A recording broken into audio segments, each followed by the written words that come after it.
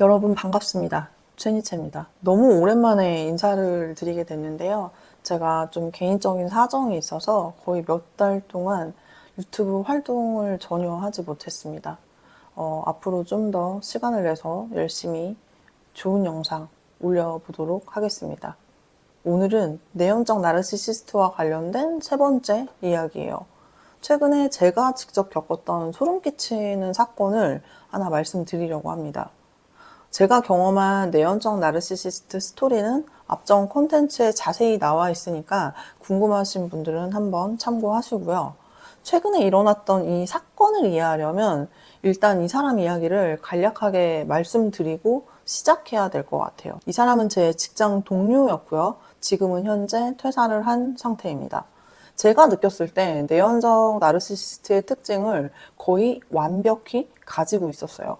1년 정도 같이 일하면서 가장 괴로웠던 점은 제가 이 사람의 인생을 대신 살아주는 느낌이었습니다. 공적인 일뿐만이 아니라 사적인 문제까지 전부 제 몫처럼 고민하고 해결해 주길 바라는 그 사람의 태도가 가장 힘들었어요. 초반에는 저도 이 사람의 어려움이라든지 가정사에 공감을 해주고 도와주려는 마음도 물론 있었어요.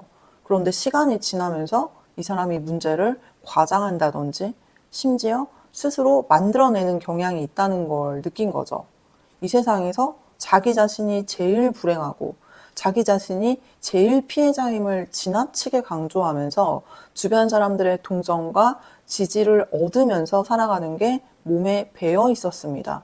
희생자, 피해자, 고난과 역경을 이기고 살아온 자, 이런 단어들이 이 사람의 정체성이기 때문에 오히려 이것들이 사라지면 이 사람은 살아갈 수 없는 사람처럼 느껴졌어요. 아, 이 사람은 내가 어떤 도움을 주어도 불행한 삶에서 빠져나올 생각이 없구나. 이걸 뼈저리게 느꼈고 그 시점부터 저도 지쳐가더라고요. 스트레스를 너무 많이 받다 보니까 건강까지 안 좋아지는 게 느껴졌고 그래서 자연스럽게 이 사람이 퇴사하게 되면 거리두기를 하고 멀리해야겠다 마음을 먹었던 것 같아요. 퇴사한 뒤로도 이 사람한테 꾸준히 연락이 왔었고 그때마다 단답으로 대응을 하거나 아니면 더 이상 답장을 할 수 없게끔 건강하게 잘 지내세요. 이런 식으로 끝맺음을 하는 식으로 답장을 보냈었습니다.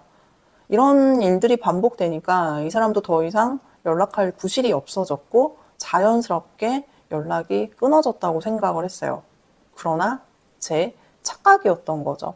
이제 소름 끼치는 사건들을 이야기 드릴 건데 가장 소름 끼쳤던 사건부터 시작을 하겠습니다.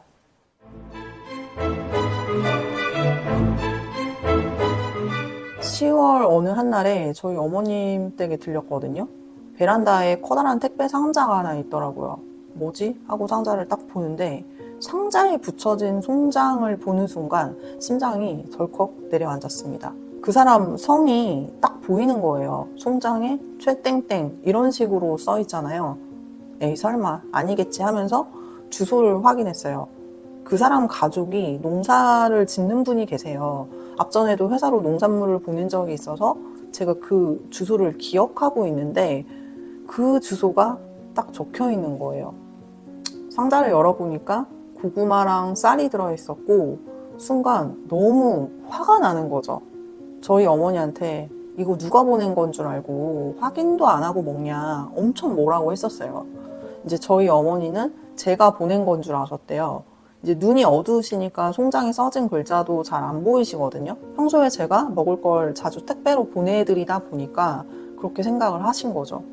상자에 그 사람 이름을 딱 보는 순간 정말 불쾌함과 소름이 동시에 밀려오더라고요. 그날 어머님 집을 싹 다 뒤져보고 다른 게 더 있나 찾아보는데 추석 때도 깨로 만든 과자? 이런 걸 보내놨더라고요. 2번이나 이 짓을 한 겁니다. 여기서 드는 의문은 첫 번째로 우리 어머니 주소를 어떻게 알아냈을까? 당연히 제가 알려준 적도 없고 주소는 사실상 개인정보잖아요. 상대방 동의도 없이 주소를 몰래 알아내서 말도 없이 선물을 보냈다는 게 너무 스토커 같았고 두 번째는 왜 이 사람이 우리 어머니한테까지 이런 걸 보냈을까? 그 의도가 뭐든 간에 소름이 끼치더라고요. 주소를 어떻게 알아냈을까 추측을 좀 해보니까 과거에 회사에서 명절 선물을 보낼 때 주소지 명단이 있잖아요. 제가 대부분 저희 어머님 댁으로 물건을 보내거든요. 아마도 그때의 정보를 갖고 있었던 것 같아요. 그걸 찾아서 선물을 보낸 게 아닌가 싶었습니다. 그렇다면 왜 이 사람이 우리 가족에게까지 선물을 보냈을까? 이것도 생각을 해봤는데 제가 직접적으로 그 사람 연락에 기대했던 반응을 보이지 않으니까 이제는 저의 가족인 저희 어머니한테까지 접근을 하는 거죠. 결국 저희 어머니를 도구 삼아서 저한테 우회적으로 메시지를 보내는 거랑 다름이 없다고 생각을 하니까 더 소름이 끼치는 거죠. 이 경험을 하고 나니까 내연적 나르시시스트들은 관계를 이어가기 위해서라면 무슨 방법이든 동원할 수 있구나, 이런 생각이 들었습니다. 자기 욕구를 충족시키기 위해서라면 누구든 수단으로 삼을 수 있는 사람들이다. 이건 단순한 감사의 표시, 이런 의미의 선물로 볼 게 아니라 다시 저를 관계로 끌어들이기 위한 일종의 미끼 같은 거죠.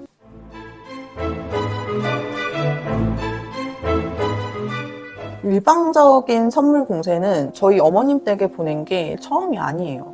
저희 어머니한테 보냈던 건 시간상으로는 가장 마지막 사건이었고 저한테도 몇 차례 선물 공세를 했었습니다. 제가 반응이 없으니까 저희 어머니를 공략한 거겠죠. 저한테도 몇 차례 이런 짓을 했었어요. 순서대로 이야기를 해보자면 8월 달에 제 생일을 맞아서 이 사람이 선물을 보냈더라고요. 여기까지는 예측했던 일이에요. 저도 그 사람이 직장 다닐 때 생일을 챙겨줬었으니까 도의적인 차원에서 선물을 보낼 수 있다고 생각했었거든요. 근데 문제는 선물 안에 담긴 편지였습니다. 그 사람의 초등학생 자녀들이 저한테 편지를 썼더라고요. 편지 내용이 저희 엄마랑 저희랑 같이 만나서 밥 먹어요. 제 휴대폰 번호예요. 이쪽으로 꼭 연락 주세요. 이렇게 써져 있는 거예요. 그런데 초등학생 남자 아이들이 왜 저와 밥을 먹고 싶어 하겠어요? 아줌마랑 밥 먹고 싶어 할 초등학생 남자 아이들이 몇이나 될까 싶은 거죠. 이건 명백히 그 사람의 의도가 반영된 내용이거든요. 그 사람이 퇴사 전부터 자기 아이들이랑 같이 밥을 먹자고 집요하게 요구를 했었어요. 그 이유도 제가 심리학을 공부했으니까 그 점을 이용하려는 거였어요. 회사에서 그 사람의 아이들 이야기를 듣고 조언을 해준 적이 많다 보니 그걸 빌미 삼아 저를 아이들의 문제 해결사처럼 만들고 싶어 했던 거죠. 자신이 직접 나서서 부탁을 하는 게 아니라 아이들을 앞세워서 마치 아이들의 욕구인 것처럼 애들을 이용한다는 점이 너무 싫더라고요. 보통 애들이 부탁을 하면 마음이 약해지기 마련이잖아요. 거절하면 왠지 죄책감도 들 거고, 이런 점을 이용해서 연락이 오게끔 유도를 한다는 게 저는 정말 소름이 끼쳤습니다.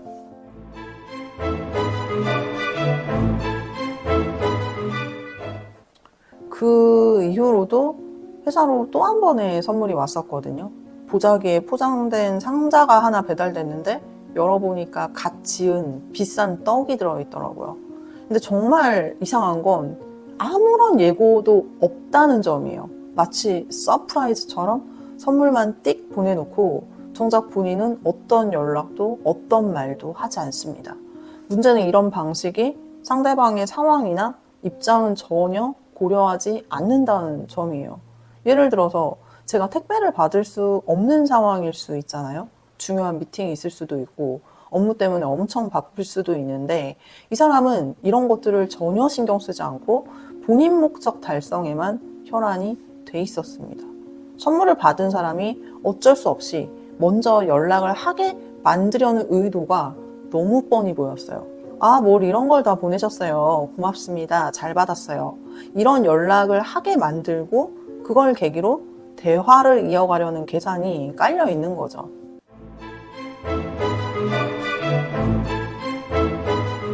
오늘은 내연적 나르시시스트의 선물 공세와 그 속에 담긴 의도에 대해서 이야기해봤는데요.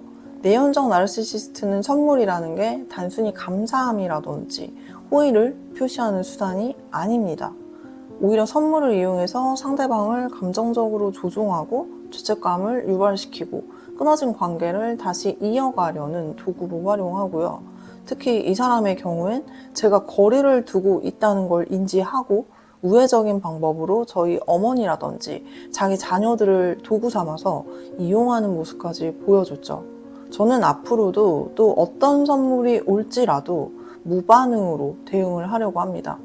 그렇지 못한 상황에 놓이신 분들도 계실 건데 뭐 어쩔 수 없이 봐야 하는 그런 관계도 있잖아요. 직장 동료일 수도 있고 친구 사이일 수도 있고 그럴 때는 단호하게 거절을 하시는 게 좋아요. 저의 경우에는 이 사람이 같이 근무를 할 때도 선물을 엄청 많이 줬었는데 거절을 해도 거절로 받아들이질 않았습니다. 그것도 생각해보면 너무 일방적이고 이기적인 게 아니었나 싶어요. 선물이면 다 좋아할 거라고 생각을 하는 건지 뭔지 모르겠지만 거절을 하면 좀 받아들일 줄도 알아야 하는데 선물을 주는 자기 자신만을 생각을 하는 거죠. 이렇게 선물을 퍼붓는 이유도 사실은 자기와의 관계 속에 상대방을 구속시키고 관계에 소홀해지게 되거나 요구를 들어주지 않으면 무언의 죄책감을 일으키게 하는 일종의 장치 같은 거거든요. 그래서 저의 경우에는 이 사람이 선물을 줄 때마다 그에 상응하는 비슷한 가격대의 선물을 같이 줬습니다. 이게 뭐예요? 서로 시간 쓰고 돈 쓰고 에너지 낭비하는 거죠. 아무튼 나르시시스트가 주는 선물은 우리가 흔히 하는 선물의 의미와는 다르다. 관계에 끌어들이기 위한 미끼이자 도구로 활용될 수 있다는 점을 기억하시고요. 그리고 나르들을 상대할 때 가장 중요한 점, 그들의 의도에 말려들지 않아야 한다는 것. 괜히 뭔가를 받고 미안한 마음에 혹은 죄책감에 그들에게 연락을 해서 반응을 해버리면 그 순간 다시 그들이 만들어낸 관계 속에 끌려 들어갈 수 있다는 점을 꼭 명심하시기 바랍니다. 근 3달 만에 영상으로 찾아뵙게 됐는데 자주 업로드를 하지 못한 점 죄송하고요. 제가 키우는 반려동물이 있는데 8월에 건강검진을 받고 몸에 이상이 있다고 해서 거의 2-3달을 정신없이 병원을 데리고 다니느라 영상을 업로드할 수 있는 상황이 아니었습니다. 항상 핑계만 대는 최니체입니다. 시청해주셔서 진심으로 감사하고요. 다음에 더 유익한 영상으로 찾아뵙겠습니다.